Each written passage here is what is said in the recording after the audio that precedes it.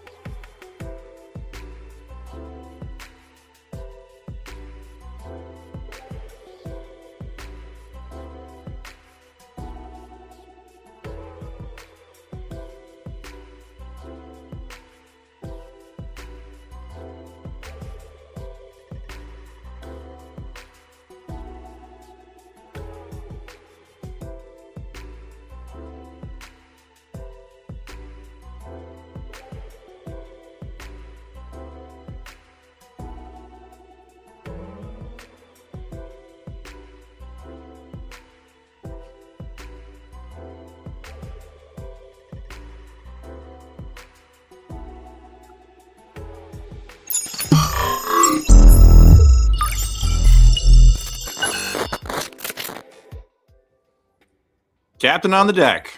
Yep. Attention. How you doing, Cap? Hello, everybody. Welcome to the SciTrek maneuver.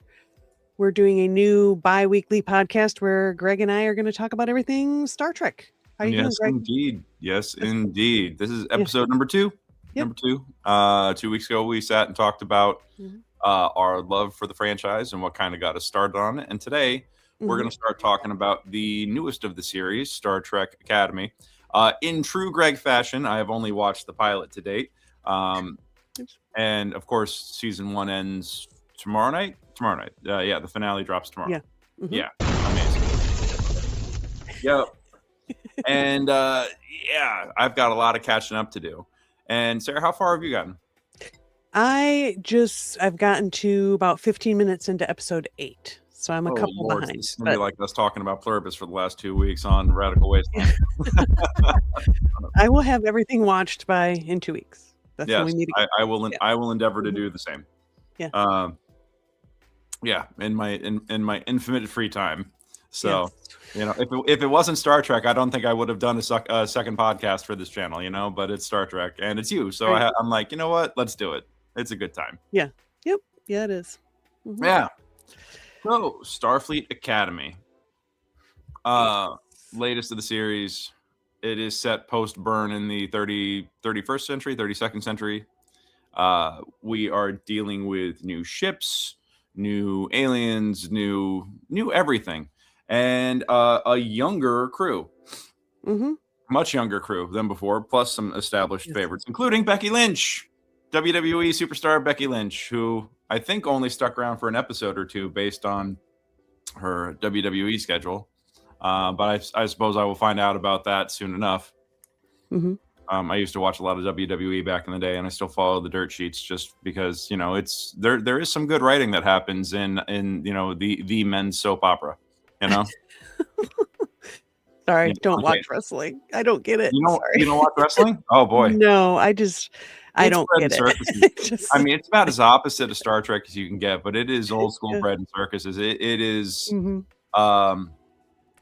it is a soap opera specifically tuned for guys with, where violence is the solution to just about everything. Harris playing us with the correct sound effect. Harris is on the soundboard right now. I love it. I guess I don't get it because it's so just it's all theater. It's not like wrestling, but it is 100% theater. I guess I think I've seen enough to get like, okay, there's stupid storylines and stuff, and I just Doesn't appeal to me. Sorry. No. There's, I mean, for professional wrestling, I mean, wait, man, this podcast is off to a great start. We're already like not even 30 seconds in, and we're taking the detour. Yeah. Rabbits. Yeah, rabbit holes. But this is tangential because we are talking about a Starfleet character that is played by a professional wrestler. Not the first time this happened in Star Trek either, because we did have the Rock cameo on Star Trek Voyager back in 1990 something. My God. Wow. He was alien in an arena, oddly enough, and actually got to hit his finisher on Voyager, which was a thing. Wow. Yeah, so that was fun. No, professional wrestling is, vaudeville, carny storytelling. You have big drama between, guys trying to prove who's the best, and then you have sometimes you have comedy, sometimes you have a little bit of like mysticism, and sometimes you have Star Trek is the jumping on point for wrestlers to become actors. Absolutely. Yes. No, that is empirically proven. All we need is Dave Bautista showing up as a Tellarite and we'll be all set. Although I think now the MCU really has taken over as the wrestlers jumping point. I would agree. They've done a great job with that.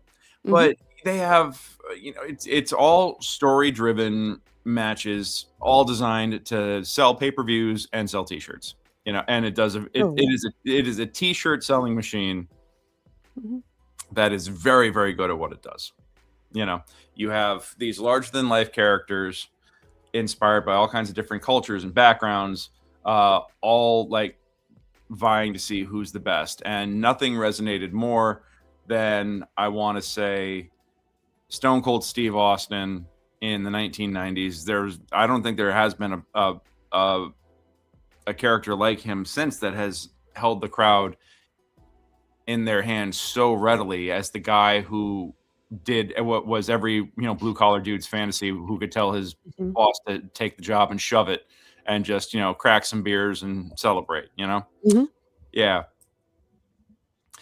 You're certainly entitled to that opinion, Finger. Absolutely. It's not the first time I disagree with you and think that you're completely wrong about something. But yeah, I think WWE as a product these days used to be really terrible. And I think that it has gotten, I don't know if it has necessarily improved. I mean, I was a fan of it through the 90s when it was like plumbers versus demons. It was like really, really weird shit, and then you had the tag teams were on the tag team titles were on a pair of hillbillies. It was like really weird stuff.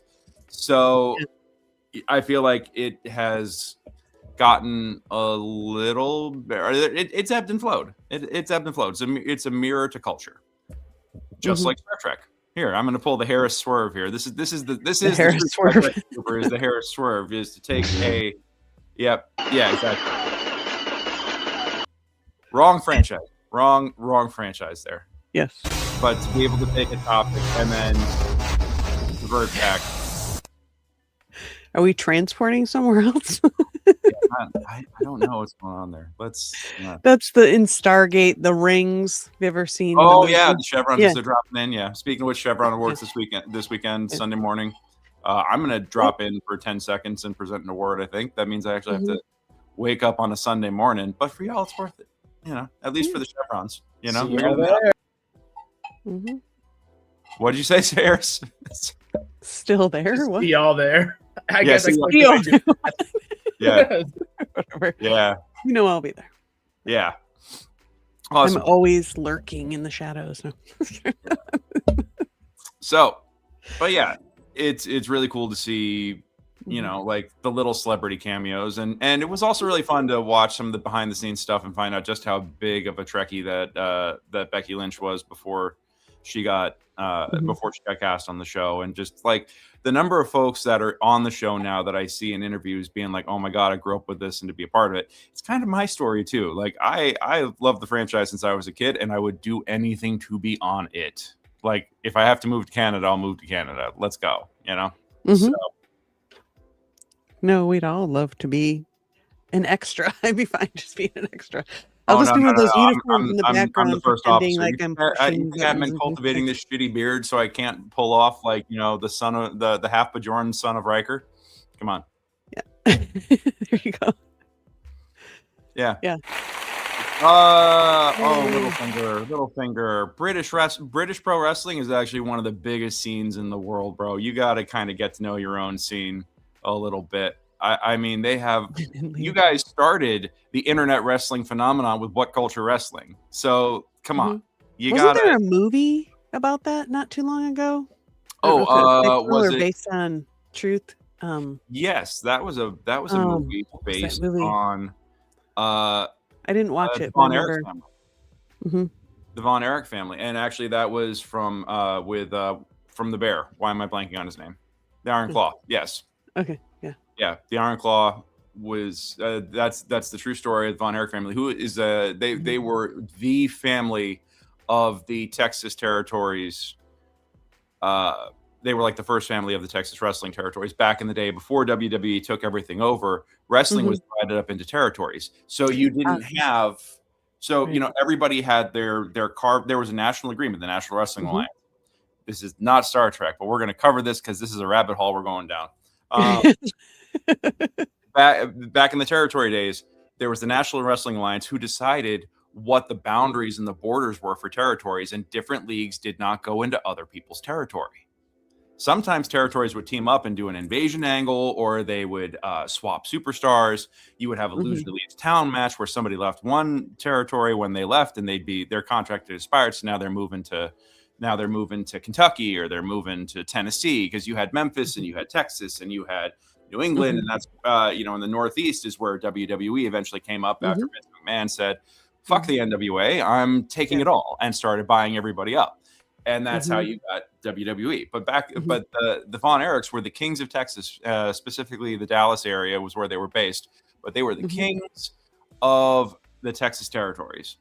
And their story is tragic. 4 sons, I want to say 2 of them died by suicide. Like it was awful. So I don't and you wonder like the traumatic brain injury thing plays into that or whatever, maybe too. Yeah. No. And to look at like what injuries have done to people, there are a number of people who've been paralyzed in the ring or outside of the ring from doing the crazy stuff that they do. They ruin their bodies doing it. The average life of a professional wrestler is about 20 years shorter than anybody else because of the toll that this takes on their body. Like, to say pro wrestling is fake in the sense that the endings are predetermined and it is scripted. Yes, because it's a drama. But to say that it is not real, there's the long list. It's almost it's kind of like stunt a little bit. So I mean, there's danger to it. Yeah. Oh, incredible danger! Incredible danger. These guys, these performers, men and women, are going out there putting their bodies on the line every day. For folks, for entertainment. And I get it, because there is a glitz and a glamour, and honestly, being a professional wrestler, walking around as a known professional wrestler is about the closest that somebody could ever be to being a superhero with a public identity, because you are like looked at as almost like a god among men and women in a lot of ways. Like just like there's the superhero mythos about them, the superpower, the crazy things people do. And then you get the guys with the masks too. That's crazy. Oh, the luchadors. Yeah. Yeah. Yeah. Oh no, the luchadors. That's a whole culture in itself. Now there is a culture where the performers are regarded as superheroes, literally, because you're dealing with masked heroes and masked villains. And culture in wrestling is a very sacred thing. Like, performers would walk around on the streets in their masks if they ever had to do anything public, because their identities were meant to be secret. And sometimes the masks are passed down from generation to generation, where somebody would train up a new person to take over the role because the character is larger than any one person. So it's a big deal. It's a big deal. We are not a wrestling YouTube channel. We are a Star Trek YouTube channel. And yes, Jackass is also wild. People shouldn't, the kinds of stuff that they did that they survived is beyond me on so many different ways. Those guys are just straight up masochists. And also drugs, lots and lots and lots of drugs. So, yeah. Anyhow. Lots of drugs. I guess you'd have to be drugged up to be. To be able to have that kind of pain tolerance? saw them. Yeah. I saw them Mhm. jump a golf cart and flip it and survive that. Right. And they, to be able to ragdoll that, you had to be high. I'm sorry. Yeah. Yeah, and like lower your inhibitions of, I shouldn't do this. Yeah. Really. Yeah, no, that's actually the Stanleys. That's part of what jumped us into this conversation. We were talking about Becky Lynch being in the bridge crew for Starfleet Academy, and then I mentioned that The Rock was on Voyager. Yep, and then here we went. Rabbit hole open. And then we went from there. And yeah, and that is, and the golf cart was one of the more mundane stunts. Yes, I think it was also one of the ones that came closest to killing some of those guys. But yeah. Crazy. I remember seeing the behind the scenes of that and how fast they had that ambulance on site for them. After that, it was no joke. Like, they knew there was a very strong potential of that going bad. I don't think they realized just how bad it was going to be. Yeah, I'm surprised they could do it. We're allowed to do it. I mean, must have had to sign waivers like this thick. Yeah, I'd hate to be their insurance broker. Absolutely. Yeah. So, anyhow, I have been hearing the hate about Academy since before it even started airing. People have been shitting on this thing from on high since before it even started, because that is the trendy thing to do on the internet. Yes. Is to hate everything and anything. Which is and y'all are entitled to your opinions, but I thought it was awesome. I enjoyed it. What do you think? There's things I liked about it. I think it looks good. I think the I think the acting for the most part is done well. I think the writing is the weakness of this show.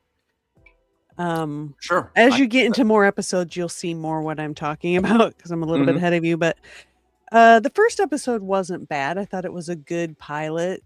The story, we get the backstory of what's his name? Oh, Caleb. I have the list. Yeah. Caleb's backstory is interesting.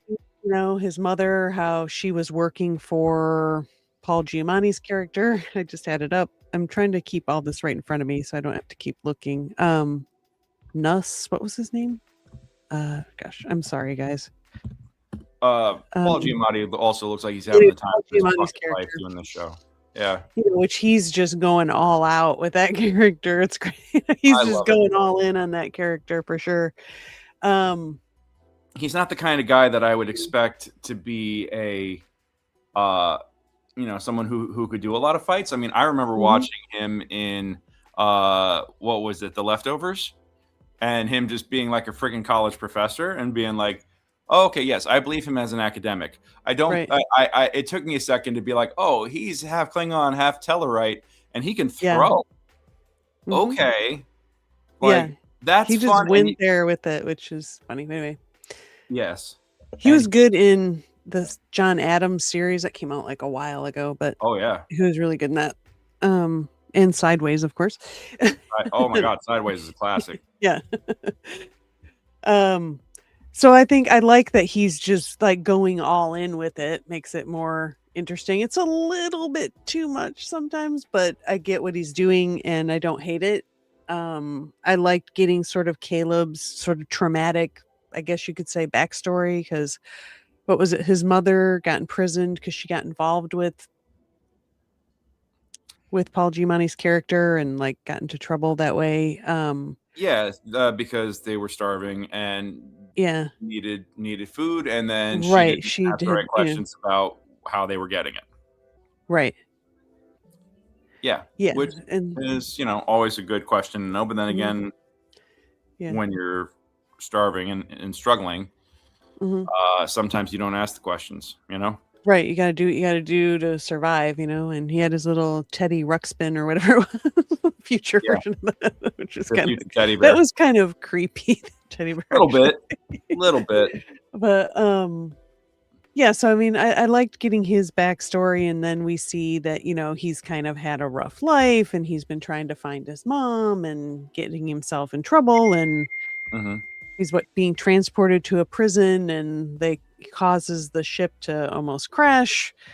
But of course, a tractor beam saves him from, imminent death, I guess, and lands the ship. So, we get to see, Captain, is it Aki? Is that how you say it? Yeah. Aki. Yeah, Yep. her guilt over what happened back then, and that she's been looking for him, and now she's running a nursery school, preschool. Yeah, she's A basically preschool running, for like, Bajoran kids, was it? Yeah, I think it was Bajoran kids. on Bajor. Yeah, but On it looked like Bajor, it was, it doesn't. Yeah, it wasn't necessarily all Bajoran. It was just on Bajor. Okay. So she's kind of walked away, I guess, from the life she had at the time, his mother was arrested, and she has all this guilt. She's been looking for him, she gets to reconnect to him and offer him, sort of becomes, I guess, a mother type figure. She feels guilt about how he turned out and what happened to him. And hey, why don't you come to the academy? yeah. And kind of like go to prison, or you can do this other thing and turn your life around. It's the second chance trope, Mm-hmm. Yep. Yeah. I found Apology Amati's soundboard, and oh boy. All right. Well, Apology Amati's new Spraka. Mm-hmm. Mm-hmm. Yeah. I think that, yes, you bring up the whole, I love this. We're already getting criticisms here in the chat. I've been trying to log into IMDb. Yeah, Littlefinger, I'm entitled to my opinion, and we're allowed to disagree. That is the beautiful thing of this. And you're allowed to be completely wrong. So, right. And yeah, Wizard, I agree with you. Leftovers is phenomenal. Yep. All the kids with parental and family trauma, very lazy writing. Mm-hmm. That's what I think is the weakest thing about the show. Just what? The fact that the main character, the writing. I understand the writing, and there's some juvenile kind of things, and this is supposed to be kind of like the best and brightest college age. It's supposed to be akin to like going to the Air Force Academy or West Point or something like that. I'm going to say this. You got to remember, this is the first class that they've convened in 120 years. It's not what it used to be. It's not what it used to be. That's the whole thing, is that this is the first group in, and they are reestablishing standards. They're trying to hold themselves to standards from 120 years ago, but they are reestablishing, and they are rebuilding a culture that has basically been extinct. So I feel like that there can be some leniency there, because they're not attracting the best and the brightest at the moment. They are attracting what they can get. Yeah. And everybody's there with their own baggage. Mm-hmm. So, no, this is not something where there's a whole bunch of rowdy kids coming in and sullying up the institution. Like, what in my Starfleet Academy? This is not, this isn't Revenge of the Nerds, where you have like the cool kids, or, where you have the protagonist bullying against the system. You have a system that's rebuilding itself from the ground up, because they established that the burn screwed everything up.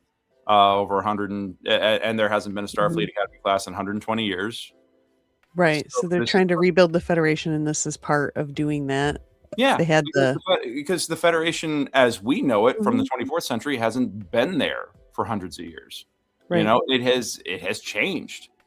Time has changed. So I think, I understand why people would want, or would look at this and go, this isn't Gene Roddenberry Star Trek. It's not. It's different.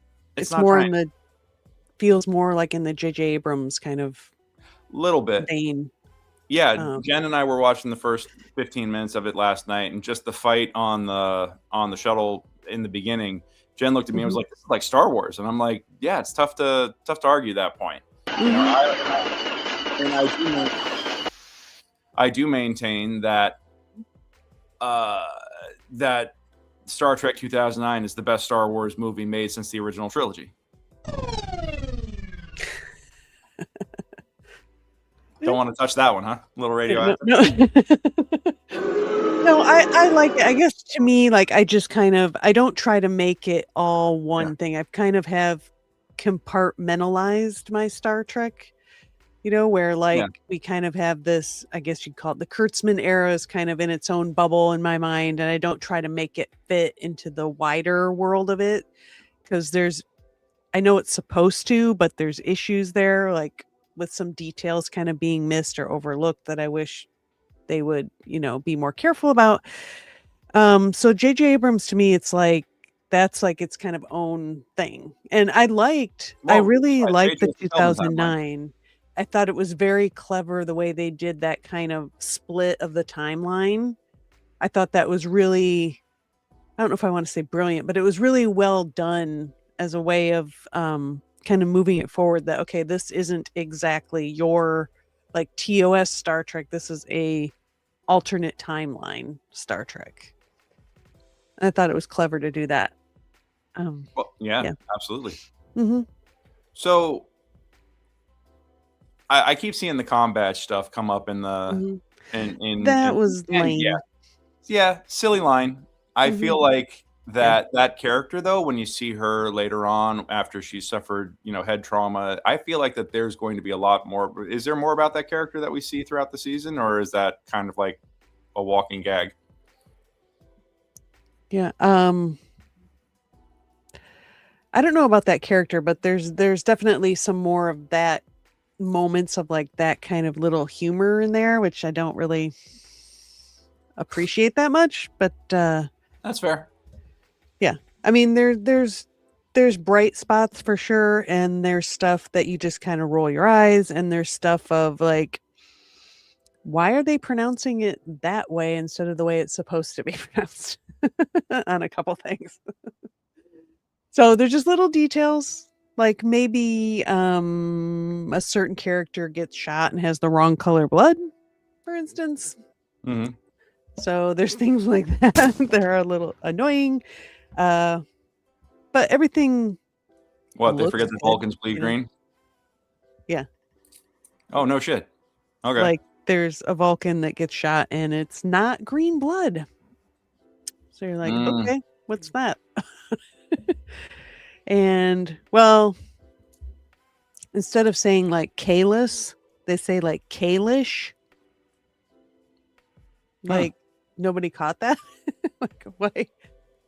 I don't know if they're trying to make like in the future they pronounce things differently. Like it's been a couple hundred years, so now it's evolved into this other pronunciation. Probably the direction that they're taking it in. But they don't really explain that. It's just. Well, I don't feel like something like that kind of drift has to necessarily be like, hi, it used to be like this, but now it's like this, Mm-hmm. I feel like half the people that are in the chat here just hate watching this show, which, hey, more power to you. But if that's how you want to spend your time, I'm staying open-minded. There's things I like about it. I wasn't referring to you. I want to make that clear, Sarah. Yeah, we do this because it's a job. I know, but I mean, I know I realize that I'm not. I just am kind of like, am I? I don't think I am. But anyway, I'm not saying that you think I am. That's right. No, I don't think you are. I don't think you are. I think you're. I know like where you're coming from on all this stuff, and I think that there are valid criticisms. I feel like that character that did the swallowed comm badge is very neurodivergent coded, and when you put it like that makes, I don't know, it's like, okay, that moment took me out of it too. Like I could see how it'd be played for you trying to play for a laugh, but I feel like it might be working too hard. But then when you see her later on in the when she's walking wounded down the hallway yelling red alert, that wasn't necessarily meant to be funny. That is neurodivergence. So I hope that at one point we might get to see go digging down that rabbit hole a little bit. I feel like that sometimes they plant seeds. Good writing will plant seeds early on that don't make sense or kind of stick out as like weird stuff, and then go back and grow them after you've had time to grow other things. So, yeah, who knows? I mean, I could be completely wrong. Littlefinger. No, I've actually watched every single. I can't tell if you're being sarcastic or not. Yeah. Yeah, it's fine. Like they'll say, nobody hates Star Wars like Star Wars fans, right? So exactly.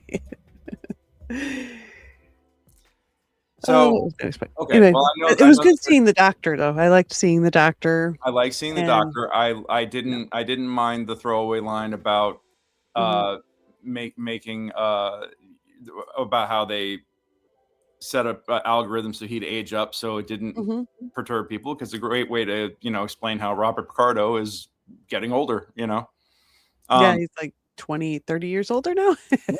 yeah. It's been a minute since Voyager. Yeah. I do like finally seeing more than one hologram character, because Voyager was actually supposed to have two different holographic characters that that they cut one of them at the last minute in the rewrites and just stuck with EMH.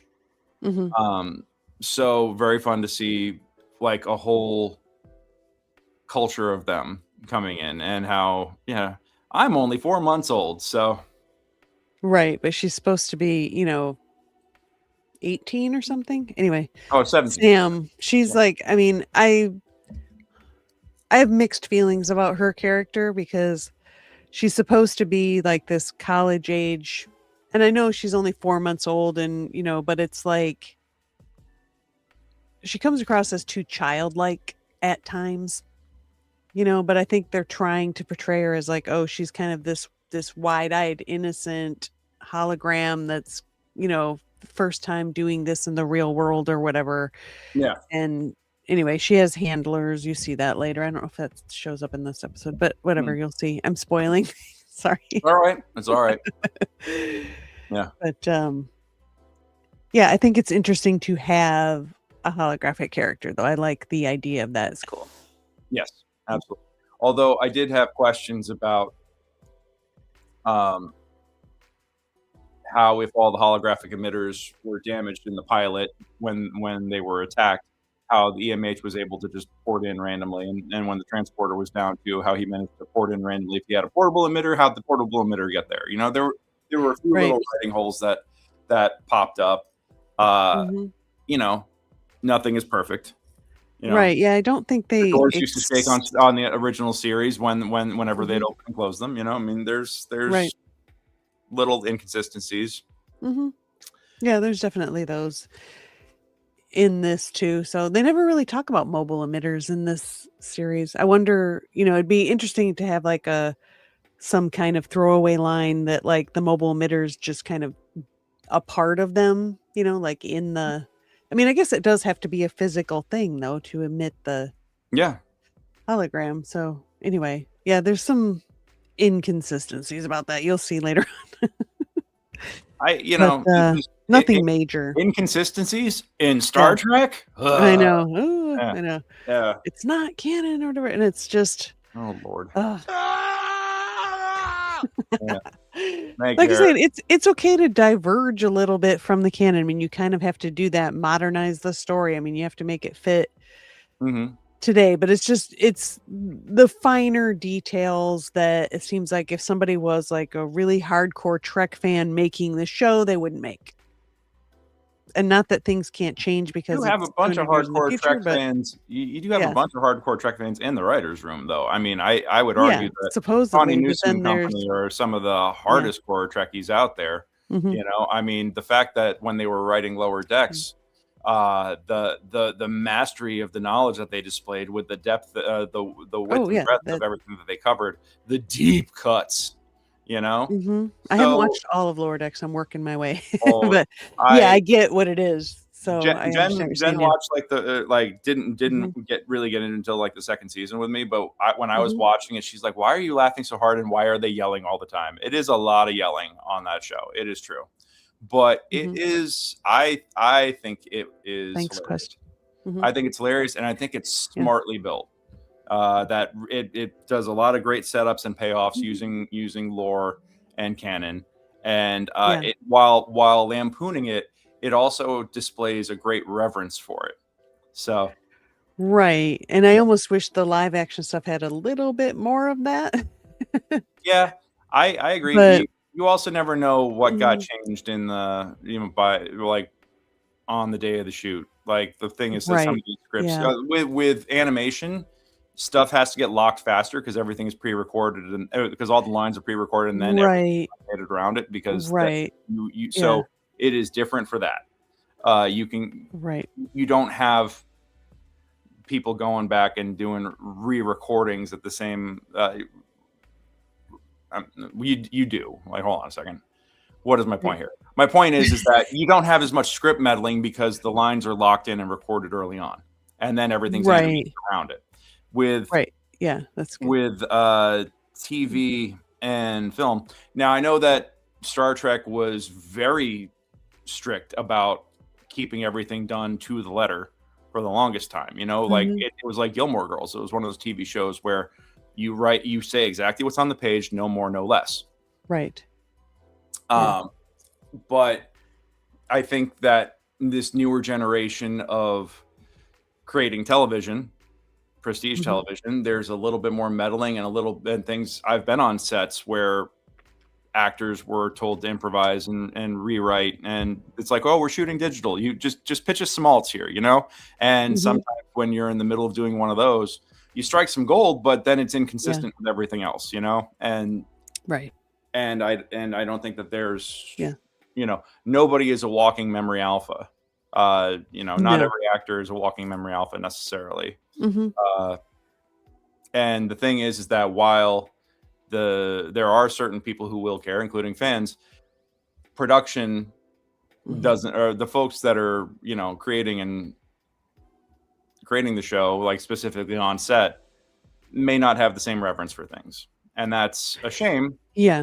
And it shows at times, but I don't think it like overshadows. Well, I don't know if I want to say overshadows. I mean, I think you notice those little things, but I think you can ignore them a bit too. It's just kind of a shame that they aren't being that detail oriented, I guess. But yeah, I hear you. I hear you. I agree. I feel like that there's you can tell when the super fans are the ones that are at the helm of it all the way through, and where normies peek on through, and that's one thing. I mean, I know running a production is very hard because there's like 100 million details you have to pay attention to, and just to shoot the show, let alone the actors and the writing, and and there's just so much canon. Like, can you even take on getting every detail perfect? Because somebody's going to always notice, oh, they got that detail wrong. They got that detail wrong. Yeah. It's like, it's not going to be perfect. You have to kind of look at it as a whole. The bigger and more sprawling it gets, the more you have to deal with, like, you have to ascribe things to unreliable narrator, or you have to ascribe things to being like, not everybody has access to the same information. So therefore, while we may have seen one thing on screen, maybe these characters don't know that that's how it played out, or whatever else. You have to, it is incumbent upon the fans that they have to be the ones to do the logical jumps. And the thing is like, look, not everything's going to be perfect. No. My question, allow some wiggle room. Are especially the bigger and more sprawling a franchise gets. I mean, even in the original series, they had continuity problems that went 76 episodes, 3 seasons. So come on, like this is nothing new here. And yes, absolutely, this show would not be this none of this would be possible without Lucille Ball. Lucille Ball. Desilu Studios, man. Desilu Studios saved it 100%. So I so far, having just seen the pilot so far, I have to say that I'm on board with the direction it's going in. What I didn't like was, even after Caleb got his 200 push-ups and everything else, how he was flouting like rank and chain of command. I didn't expect him to fall in line and be a good cadet right out the gate, but I felt like he was still a little too loose with the lack of decorum expected of a cadet. Cadets interacting amongst themselves, fine, but when you're talking to the chancellor, when you're talking to the captain of the ship and everything else, like yes ma'am, no ma'am, anything like that, I think that is but you know what? In the first episode, that's part of his journey, probably, like coming to accept that and grow into that. Yeah, helping him find his mom was a huge carrot. That's true. Also that. Yeah. And I think she lets him get away with it more because of she knows his story and she has that guilt about what happened. So I think she's willing to give him a lot more leash than maybe she would some of the other cadets. Yeah, well, when he came and said, I have the solution, she actually heard him out rather than being like, pipe down, cadet, and get back to your quarters, which would have been the standard response for pretty much anybody else. Mm-hmm. You know? So, yeah. Kind of convenient how all that happens, right? You know? Yeah, exactly. gotta love the TV, you gotta love TV writing. Mm-hmm. I mean, he does break the rules because he does try to contact his mom in this episode, right? Yeah. I'm just trying to remember. Oh yeah, and that's why that's how that's how Paul Giamatti. Yeah, he comes and attacks him. Yeah. Mm-hmm. Yeah. No, and his character is. I just had him. Where'd he go? Yeah. Gus, Bus, something like that. Oh. Yeah. I just saw that Jet Reno shows up again. I actually ran D&D for Taking Taro's kids a couple of months ago. That was a lot of fun. She's got her kids are really nice. Mm-hmm. Yeah, I saw a lot of D&D stuff at Comic-Con. Oh yeah. Tables of dice, miniature figures, all that stuff, you know. It's cool. Yeah, I wish I knew how to play. I don't. What's that? Oh, I wish I knew how to play. I mean, I'll show it. Please. Yeah. Like, we'll just get a game going. All right. Yeah. You know, in all of my infinite free time, it would be really fun to actually run a game for the SciTrek crew. I would really enjoy that. At least a one shot. I think that would be really fun. Yeah. Just let us know so we all have what we need to have to do it. And yeah, I think that'd be great. I'd love to do it. So I think getting back here to about the kids with the trauma. I think that acknowledging, you know, back in the day when you didn't have these intense backgrounds for the Starfleet characters, you did, you know, I mean, we got to know Kirk's background a little bit. We got to know McCoy's background a little bit. We definitely got to see a lot of Spock's growing up. I think that Kirk definitely had trauma in his life. It was just portrayed differently. And I think that, you know, Spock absolutely did growing up, you know, but as a individual trapped between two cultures. He was bullied a lot and stuff. Yeah. Yeah, exactly. You have a lot of you have a lot of these characters with these rich backstories. And in the Roddenberry days, that didn't matter. And everybody on the ship worked together and they were all common cause. It was them against the galaxy or them against the universe, you know, and that was how it was done. And they did it through Next Generation too. That worked then. And that was distinctly Roddenberry, but you can't tell me that Star Trek didn't get so much better when they actually allowed people to be mad at each other and have conflict. Deep Space Nine is the perfect example of all. Yes. Deep Space Nine. I think it is like the peak Star Trek series. You know, I will die on that hill. Yep. No, I agree. Die. Yeah. I totally agree. Yeah. I love Star Trek's vision for the future, but the idea that there is no conflict is complete between individuals is completely unrealistic. Unless we all start going pluribus here, which is a whole other sci-fi franchise and a whole other set of problems. Yeah. Crossover. No. That would be wild. So, you know, for anybody complaining that, oh my God, kids with trauma, I'm sorry. Have you met kids? No kid escaped everybody childhood has without trauma. You know? Yeah, and you have to realize this was like, you know, after the burn happened, the Federation completely fell apart. You know, and they brought a lot of order and peacekeeping to the galaxy, which all of a sudden doesn't exist anymore. And so we have to realize that this is like we're kind of trying to put this all back together like it was, and there's going to be growing pains and mistakes, and because but it is in the attempt that we show our perfection, because we as individuals are deeply flawed. You know, so it really is a wonderful philosophical exploration of the ideals that Roddenberry espoused from the beginning. So, oh, now Finger's just trolling. Oh, don't be sad, Finger. Don't be butthurt, Finger. It's okay. It's okay. 90210 Starfleet may not be for you, and that's all right. You know, it's not like that. It's not like that. There's a lack of Star Trek content for you to go out and enjoy. You know, it's not like that. There's not more stuff out there. I've rewatched Next Generation numerous times. So, yeah. So I don't know. I don't hate new Trek with the same fiery passion that say Jay does. I don't. You know, I don't either. I'm like, there's good and bad. Yeah. You know, you can also say that there was bad stuff about the original series too. I mean, did you see the original Gorn? It was just a dude in a rubber suit, but they were doing the best they had with what they had. You know, the best they had. And just, you know, how women were treated in that series too, which at the time was still progressive, but still, you know. That's the thing, is that it was incredibly progressive for the time, you know. And this is where I feel like anybody who dismisses Star Trek as not being political, or why is Star Trek woke and political now?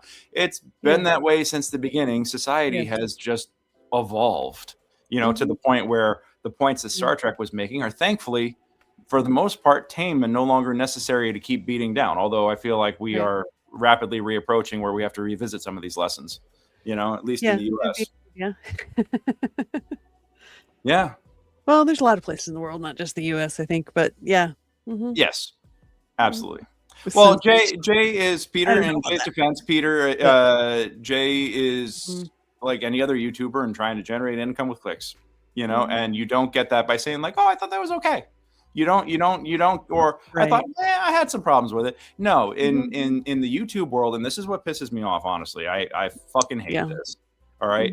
It drives me insane because I feel like it makes the internet. This is part of what makes the internet so toxic, is that you have to take an extreme. Either anything is the best, something is the best and the greatest of all time, or it is the absolute worst, and anybody that put it together needs to be tried at The Hague for war crimes. I mean, that there is no middle ground. Right. That's just all of social media, really, you know. Yes. Which I don't think of YouTube as social media for some reason. It seems like it's a different thing. If a schmuck like me can get on here and spout off, then it is social media, because there is no gatekeeping. You know?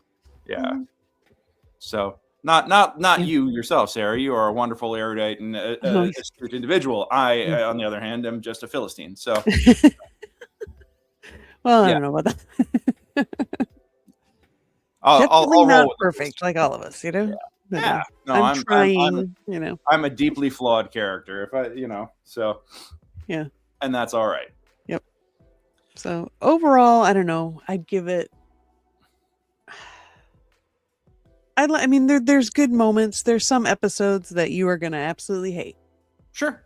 For sure, that are just really dumb in what they were doing, and there's one episode in particular where a certain person wrote it, and I think what they were trying to do, and I don't know how much it was their fault or how much of it was the studio kind of messing with what they were trying to do and thus making it seem really stupid. You know, there's always that question of how much, you know, like somebody turns in a script, well, how much does it get messed with, and then what you envision to what actually gets produced. What happens there? Oh, I mean, that's what the studios do. That's all they do is fucking meddle, you know? Yeah, especially on the big budget stuff, because the difference between art and entertainment is that art doesn't necessarily have to appeal to everybody. No. Entertainment is designed to appeal to the lowest common denominator. And while Star Trek has always been more of a highbrow series, it still is a commercial product that has to appeal to the lowest common denominator, because it is a product. And that is the long and the short of it. That is, you know, if you ever wanted to know what the difference between art and entertainment is, that's what it is. And I consider myself to be an artist, you know, although I want to work in entertainment, you know, I understand that the work that I put out there isn't necessarily going to appeal to everybody, and I'm totally fine with that. But yeah, the studio system is infamous for kneecapping stuff in the name of trying to improve it. You know, I think far more often the meddling does more harm than good, especially because you're usually dealing with people who aren't familiar with the show, aren't familiar with the product, aren't familiar with any of that stuff. But what they are trying to do is, from their uneducated point of view, is try to make it better because people's jobs, because their job is on the line. You know, no, everybody wants the credit when it's success. Nobody wants to take accountability when it fails. You know, and some studios have a real honest to God culture of fear based around that. Like back in my previous life, when I worked for a toy company that used to license major IPs, I couldn't get a certain company that has recently been acquired by another major conglomerate, which is only furthering the stylification of Hollywood, the Hollywood studios. I couldn't get anybody there to approve marketing for products based on their film, you know, their film series. Like, they wouldn't allow me to announce anything. They wouldn't allow me to put anything out. And I'm like, how the hell? We're paying you a licensing fee and we developed these products. You guys approved everything. How come I can't push this stuff? And it was for a movie that had already been out. It's not like there were any spoilers or anything. They just, people were afraid to say yes. So everybody just kept saying no. And that was, there was a culture of fear because if they, I don't know who decided that they didn't think the product was going to do well, so they didn't want to support it. But yeah, there's nobody. Yeah, what harm in you promote? Because you said they paid you to make products, right? And then they were like, we paid the licensing fee. We licensed the IP. It was, I mean, it was Lord of the Rings and it was Warner Brothers. If I'm not spelling this out clearly enough, but we were doing a line of Warner Brothers Lord of the Rings collectibles. We had licensed from Warner Brothers. Sounds awesome. And they it was actually for The Hobbit. It was for The Hobbit. So this is when the first movie came out. And we had stuff that we were going to unveil at Comic-Con, and they would not approve us unveiling anything at Comic-Con, including the product that we had made as a Comic-Con exclusive. We weren't allowed. They blocked us from selling it until the last day of the con. You know, and I kept fighting with them and going up the chain, and just like somebody at one point said to me, like, if I greenlight this, I might lose my job. And I'm like, this doesn't make any, like, why? Yeah, you know, like, there's things that just don't make sense sometimes. It's just like, so, you know, the studio, you get so caught up in the corporate thinking or whatever, you don't, you lose your perspective, I think. Yeah. I feel like that the studio system is just any other corporate bureaucracy. It's all about the bottom line. And all their, like any capitalist corporation, their job is to create the sole reason why they exist is to create shareholder value. And anything that they do that might threaten that cannot happen. So, and if you even have if you have a whiff of anything threatening shareholder value in any way, people get averse to it. That whole thing of just looking to be profitable for the next quarter rather than looking at the company as a whole, as something that's going to be around for decades or whatever. And maybe you need to have a bad quarter once in a while to become better later on. And it's just short-sighted thinking. And I've heard some rumblings with movies because they realized it was more profitable to take the tax write-off. Which is insane. It is. You know, so so the idea that meddling happens from above is 100% right. And now I'm not saying that everything that you are, or that you don't like about Star Trek is because of the studios. I'm not saying that at all. No, I think that there's a lot of things.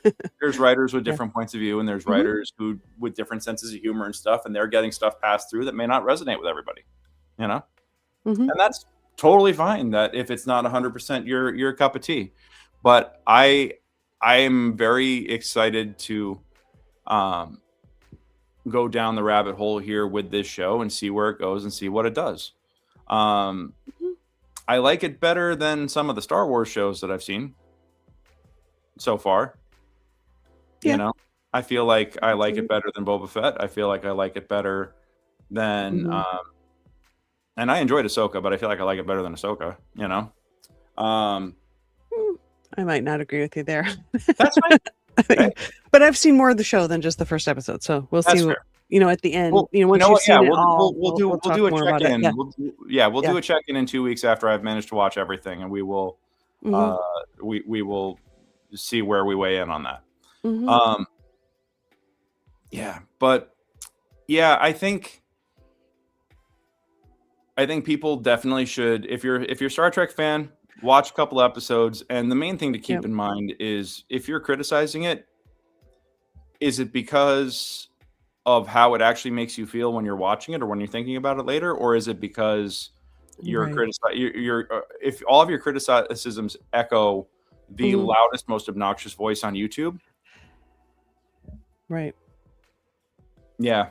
Then maybe it's not your thoughts that you're espousing. I mean, I think each show, each series, each movie, whatever, should be approached with an open mind. Even if there's things you don't like or whatever, maybe you hated Discovery and you're just like, oh, I hate everything Kurtzman's ever done, da da da da. And I'm not saying I completely disagree that I think Kurtzman has been like the greatest person to handle Star Trek. No. But I think there's been some missteps, but I think they're trying. I mean, the 31 movie. I think there's good moments and flashes of things that are good. I think maybe I do believe there might be a person that might be better at doing it. But I mean, it's hard because you have so much nostalgia glasses, I guess they call it, for, that peak, 90s era of Star Trek. Yes. And I think that... it seems to be missing a bit. I mean, it doesn't have to be exactly like that, but it feels like some of that, the depth that it has is missing. It seems like it's more superficial. They're not getting into like the deep meaning stuff.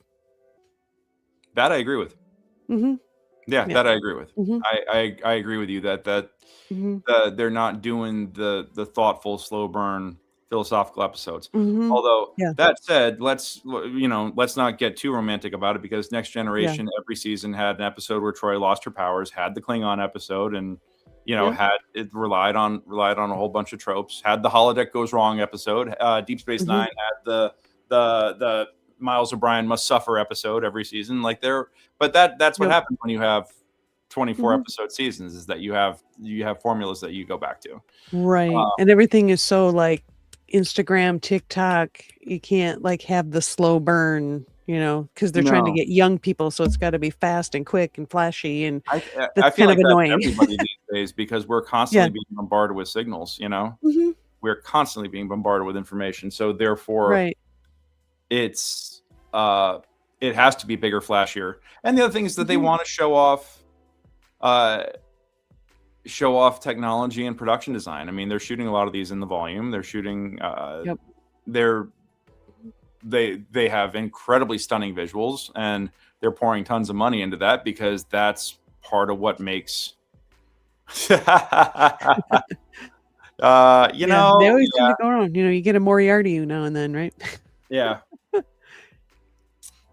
But hey, Peter, Star Trek does not get a hiatus until after I get my guest star. Okay. Quest, to go back to your question, what about Skeleton Crew? I fucking loved Goonies and Star Wars. That was great. Yeah, I liked it. I thought it was fun. I thought it was. I thought it was definitely aimed at a younger audience, but I'm a child at heart, so therefore it appealed. I really, really adored it. I thought Jude Law did a great job chewing up the scenery and just being a proper villain, and I had a lot of fun with it. Yeah, me too. I liked it. So there's not going to be a season 2. I didn't know if there was or not. I guess not. Oh, well, that's a bummer. Yeah, well, I mean, I suppose once you actually find One-Eyed Willie's ship, like, what else do you do with it? So. Yeah, I mean, I kind of liked that it was Goonies in space. Actually, a lot of people are like, oh, but it's like, well, sometimes, I mean, Goonies is a great movie. So why not, take the formula? Why not? Absolutely. And those kids had plenty of trauma. So yeah. Absolutely. Mhm. Yeah, I'm just looking at some of the comments here. I understand Mhm. you have to move with the times and you have to bring in new viewers, but that's what good writers do. They bring in new views and keep the old ones happy. Yeah. Bullshit. I don't think that they keep the old ones happy. I think that that's a very romantic and rose-tinted way Mhm. of looking at an ideal that doesn't actually exist. Mhm. That's no. That It'd be that's nice. that's arguing to have your cake and eat it too. And I think that it's more like, especially when you're dealing with a show with heavy canon, it's either get the fuck on and enjoy the ride or don't. You know, I feel like that's the attitude being taken more and more with it Mhm. because of the Yeah. level of entitled toxicity that most fandoms display these days. You know, Right. Yeah. there's that's a huge problem, and I think that the Right. creatives deal with this and struggle with this all the time, and it's very hard, especially if Right. the creative happens to be a fan of the franchise. You know, like the Mhm. level of expectation upon them. Mhm. So Yeah, it's a big thing to take on, and, like, you're not gonna do everything perfect, you can't make everybody happy all the time. It's just yeah, not possible to do it. Um, but the good writers thing, because to me, that's always in anything that I watch, it's all about the writing for me. I don't care how flashy it is, how pretty it is. If the writing's good, I don't care if the props look like crap or whatever, like, I mean you could that's look at Babylon 5 or older Doctor Who, it's the story, the yeah. writing makes it for me, and I'm willing to kind of forgive bad effects or props or whatever, because I can kind of, I guess, fill in the gaps in my head of what they were trying to go for, so I'm good Mhm. with doing that. And I don't know, it depends. Some people are just all about how everything looks and they don't care what the writing is. It's just, up to everybody. You can't make everybody happy. Just can't do it. Yeah. Hmm. I don't know. Finger. You're welcome to hold on to that view. I disagree with you. I feel like that that while you seem like you're making a centrist argument, the way that plays out is that the true fans then demand everything and are the Hmm. loudest and most critical of the bunch when they're claiming the middle ground, but really what they're taking is a hardline opinion on one end of the spectrum and expect everything to be relative to their point. Yeah. So yeah, Hmm. while I understand the letter of what it is you're saying, the spirit of it does not bear out empirically. So, you know, Hmm. uh, but what, but Sarah, like I know that I've been dominating this conversation a lot and going on longer as I am want to do. I mean, I've got my um, points. what's that? I got my points in, I think. Yeah, but I want to know what you've mentioned the writing a bunch of times, Hmm. and what are your specific criticisms? I mean, just sticking to the pilot for now. What are your specific criticisms about it? Um, I'm interested to hear your Gosh, point of it's view. hard to narrow I it know down to what just that this, you what know. was in this episode, but I think some of it is I don't like the using of like modern day language in the future.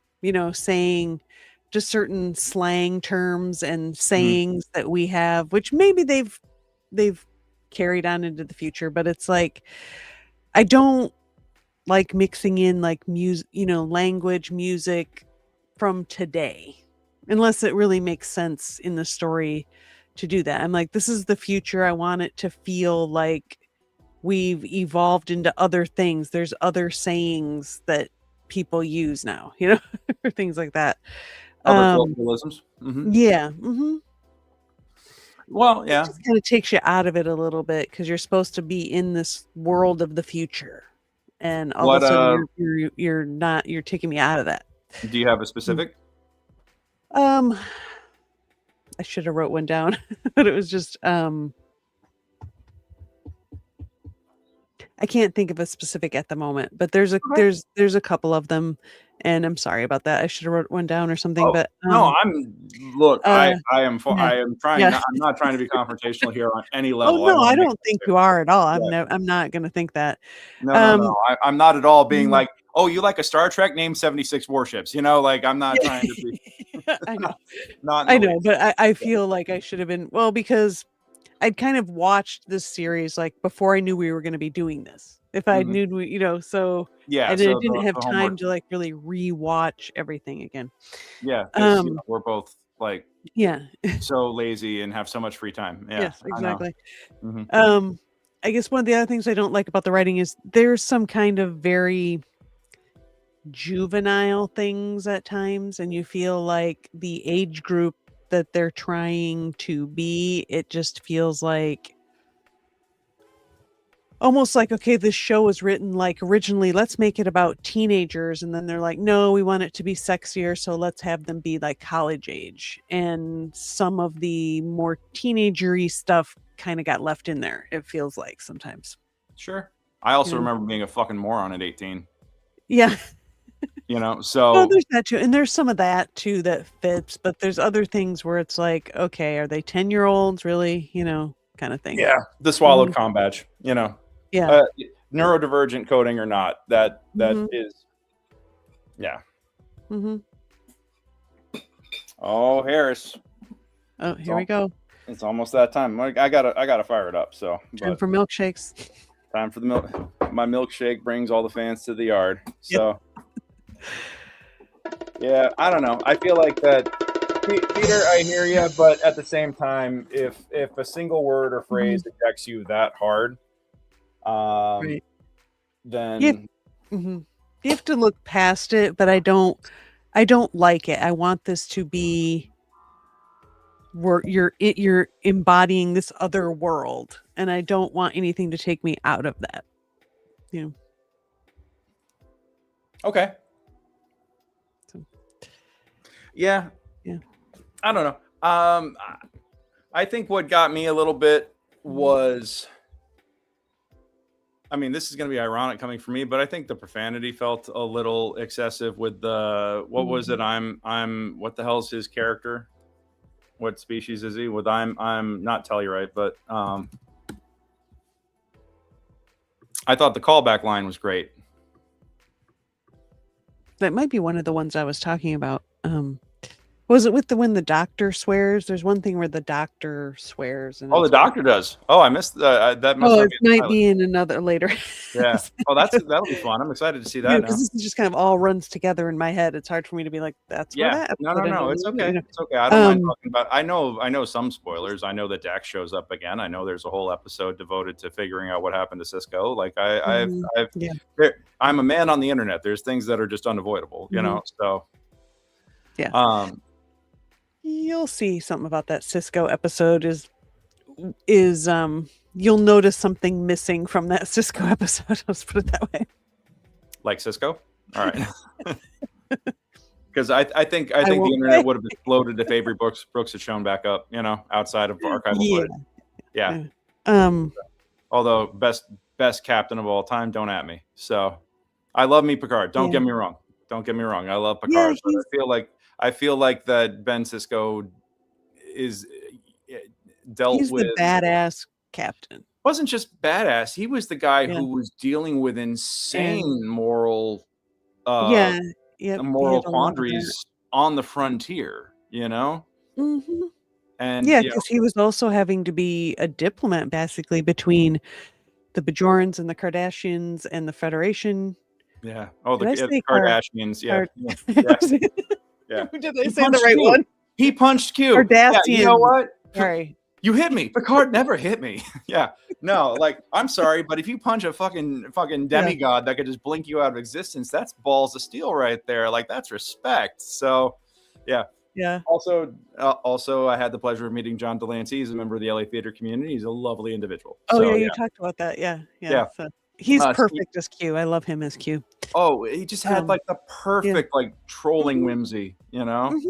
Oh yeah, and there's the episode where his actual son is in it. It's cool too. Yeah. That was so good. Yes. Sisko's journey is a lot tougher than any other captains of Star Trek. Yes, I agree. 100%. Oh yeah, I mean his wife died. He hated Picard. I don't think. I mean, I don't know if he ever really forgave Picard. Did he? I mean, he agreed to see him work with him or whatever, but he absolutely hates Picard. Oh, the scene in the emissary between the two of them was so like, oh God, that was unsettling. Like it was Oh, uncomfortable. yeah, and I it was. really love how they both And, played it. I mean, Picard's, guilt, like we saw, Yeah. speaking of people who've had trauma, I mean, they showed us that in TNG when, after Best of Both Worlds, when Picard went back to his brother and the vineyard and stuff, and just all that. Yeah. That Janeway is right up there too. I like her a lot. Janeway Yeah. and company absolutely suffered. And Mhm. Janeway has a special place in my heart because she is as addicted to coffee as I am. Oh, yes. Yeah. Yeah, the coffee, constantly coffee. There's coffee in that nebula. I remember when those like stainless and black handle coffee mugs were all the rage.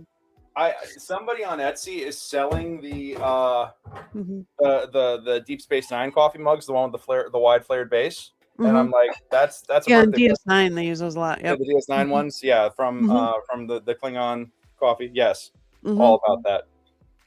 Ratagino, is that what it's called? Whatever. There was Anyway. Cisco's whole arc was about dealing with personal trauma, Oh yeah. Oh, Tony coming out swinging.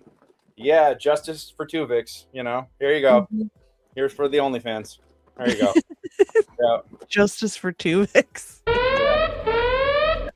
There you go. Coffee beat the board. Yeah.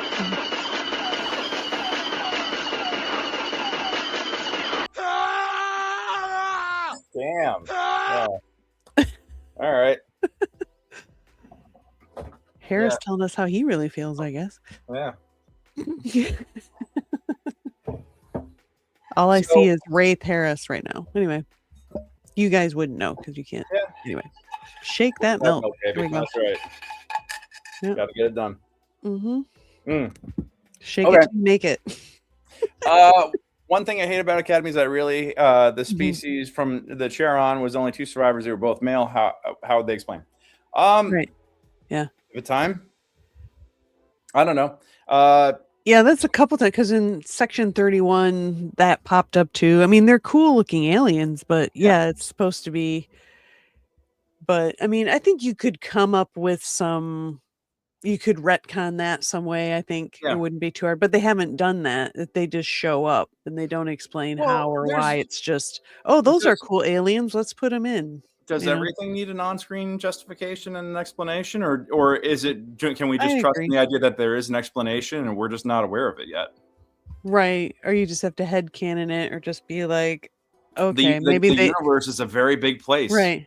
Yeah, I mean, I think they put some things in just to be sort of like tip of the cap to things, of like, oh, here's a little sprinkle of TOS, here's a little sprinkle of Voyager, things like that.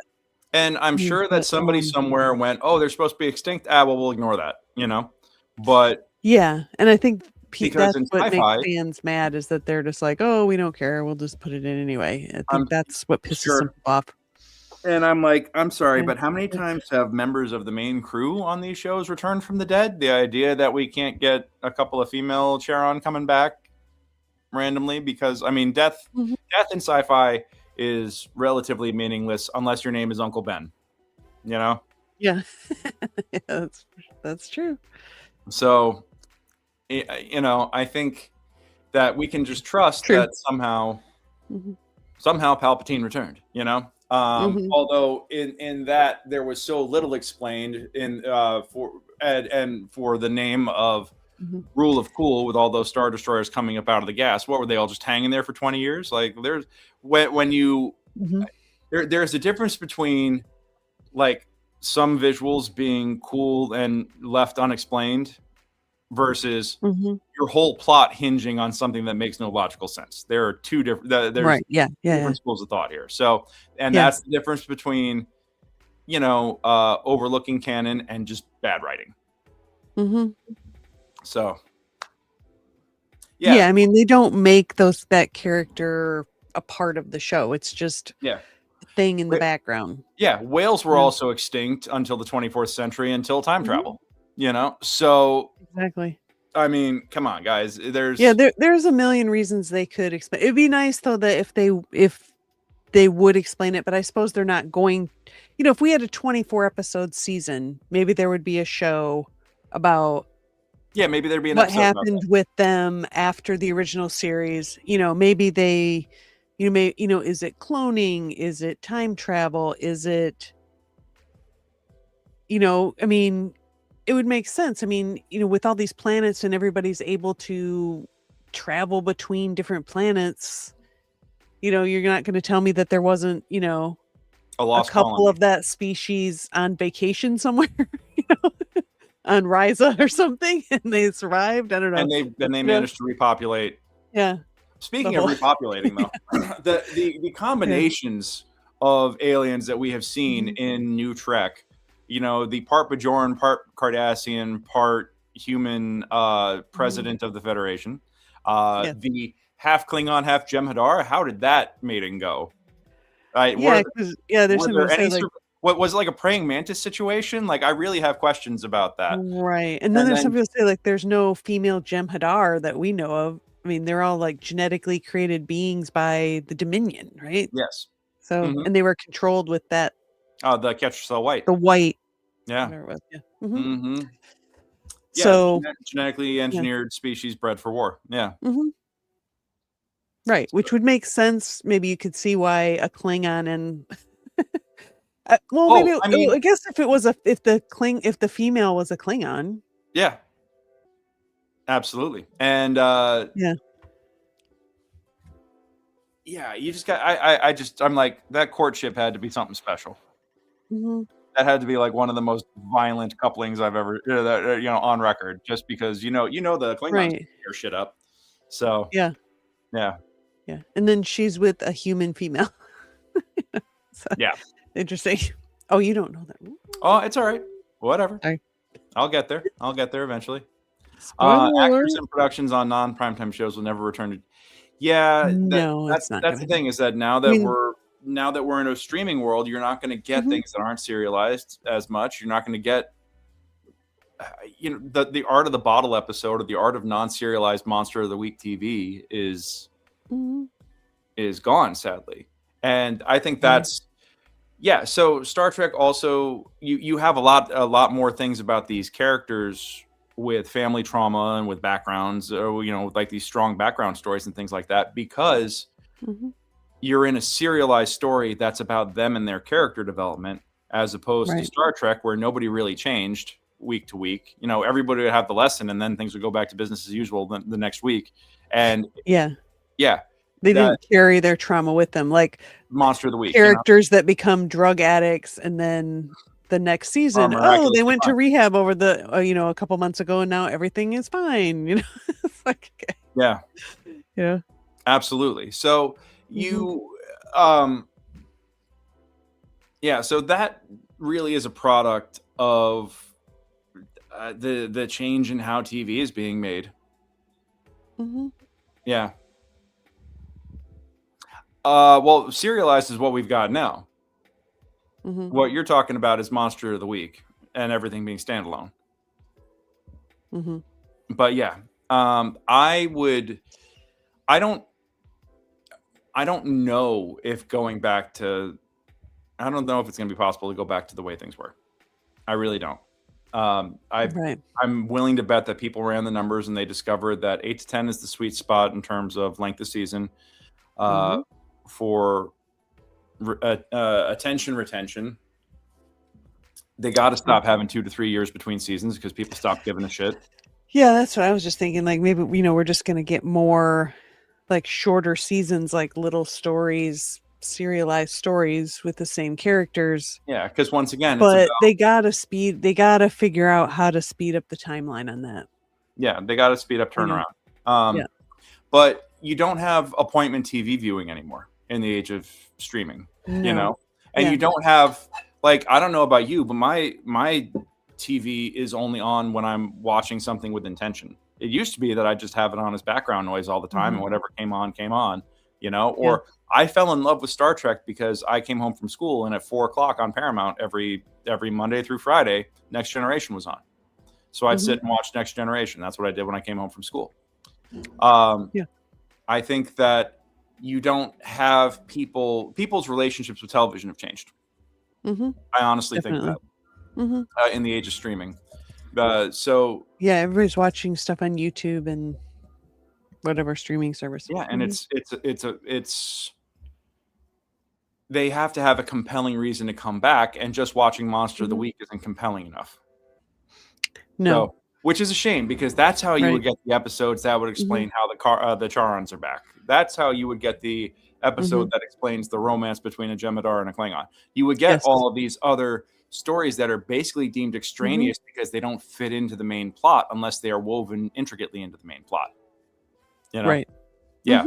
So, yeah, my background viewing is now documentaries on how people, either the biggest hacks in the world or how people, beat Las Vegas. That's like what runs on the background when I'm working these days. Like there's just channels dedicated to that, and it's I like thoughtful crime stories that just happen to be true. So that's where my watching goes these days. Yeah, I'm old school. I still have just whatever's on. Oh, God bless. Cable television, which is bad. But anyway, it's mostly news all the time. So, or whatever. Like, I'm not even paying attention. It's just something, so it doesn't seem so quiet, I guess. Just some background noise makes you feel like there's more life in your house or something. I don't know. It's weird. But anyway. No, I get it. Yeah. That's legit, dude. Yeah. Oh, boy. Well, I'm excited to go on the journey and see the rest of the season. I know that the finale drops tomorrow night for Starfleet Academy. Yes, at least the Supreme Court did say that. Thank God.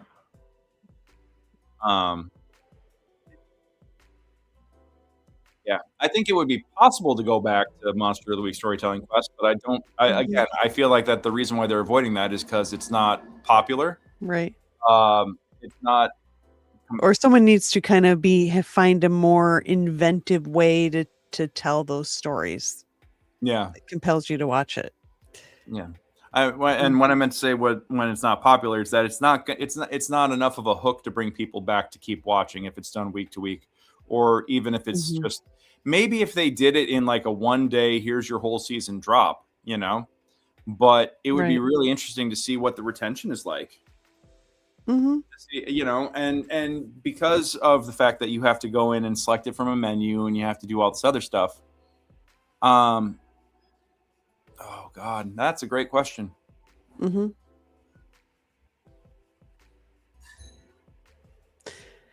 Yeah. I think it depends.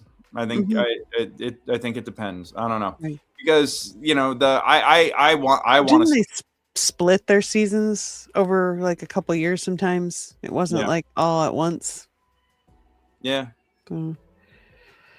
Yeah, but again, that's just really long serialized storytelling, and I feel like that Marvel with the original Daredevil series on Netflix really kind of showed what happens when you have a 13 episode order, but you don't have enough content for 13 episodes.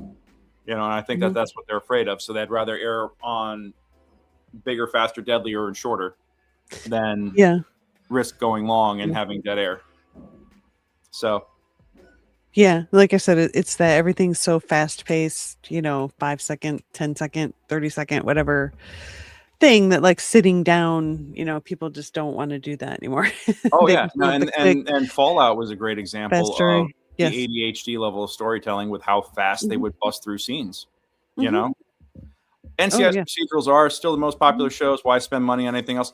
You know what? NCIS and other procedurals are kind of the exception, but even Criminal Minds, which is one of the biggest, killer of the week procedurals, when they went streaming on Paramount with the new seasons, they did whole season arcs hunting one killer as opposed to doing killer of the week. So NCIS also, that's you got to look at the target audience and the demographics of the target audience, because that skews much older, and that's an older generation with older TV viewing habits. So that's a different. That's a big difference. Yeah, more traditional television. Yeah. Yeah, although there is, the Matlock reboot, which is case of the week. There are a few. Matlock reboot. Dude, I get auditions for that all the time, and they haven't cast me yet. But at least I'm being seen by the casting office, and they must like me because they keep calling me in. So, well, cool. Hopefully, one of these days I will be on Matlock. God damn it, which is great because I love the original show. My grandfather, whenever we'd visit him and my grandmother in Florida, they would always have A&E on during the day, and that would all just be back-to-back mysteries. And that was like what I cut my teeth on. So, Oh, that's funny. Yeah, that Kathy Bates, man, she might have a real career ahead of her. Who knows? So, yeah, I feel like procedurals have definitely taken a hit in the market share these days. Mm-hmm. Oh, damn it! Really? Oh, she's great. Mm-hmm. Yeah. Although, you know, that said, I'm immediately contradicted by shows like 911, Grey's Anatomy. I mean, you know, Scrubs is back now, which is a procedural in its own right. Although Scrubs does like allow their characters to grow and change. You know, they do have arcs that recognize a continuity. Right. I think with comedy, it's a bit different too. Yeah. Because people are, you know, are watching for the laughs, you know, to get that break from life or whatever.